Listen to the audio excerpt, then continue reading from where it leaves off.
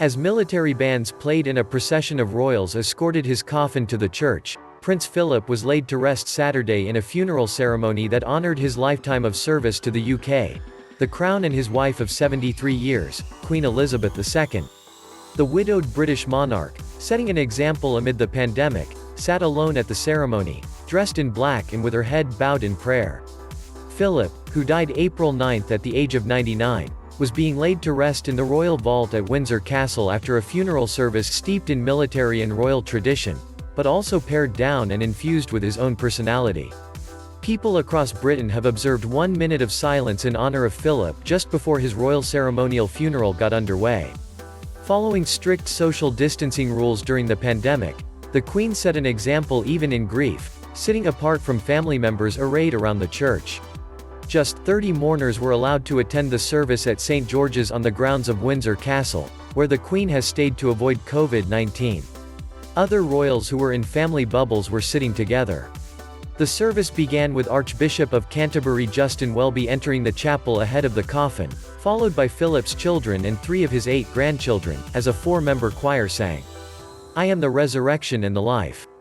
Philip's coffin emerged from the state entrance of Windsor Castle as those taking part in the ceremonial procession for his funeral took their places. It was loaded on a specially adapted Land Rover, designed by Philip himself, for the 8-minute journey to St. George's Chapel.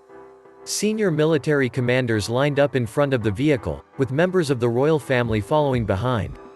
The Queen rode in a state Bentley at the rear of the procession. The entire procession and funeral was taking place out of public view within the grounds of the castle, a 950-year-old royal residence 20 miles west of London. It was shown live on television. Under spring sunshine, some locals stopped outside the castle to leave flowers Saturday, but people largely heeded requests by police and the palace not to gather because of the COVID-19 pandemic. Philip's coffin was draped in his personal standard, and topped with his Royal Navy cap and sword and a wreath of flowers. The funeral reflected Philip's military ties, both as a ceremonial commander of many units and as a veteran of war. More than 700 military personnel were taking part, including army bands, Royal Marine buglers and an honor guard drawn from across the armed forces. Those marching into place included soldiers of the King's Troop Royal Horse Artillery, who were firing a gun salute, Guards regiments in scarlet tunics and bearskin hats, Highlanders in kilts and sailors in white naval hats. Philip was deeply involved in the funeral planning, and aspects of it reflect his personality, including his love of the rugged Land Rover.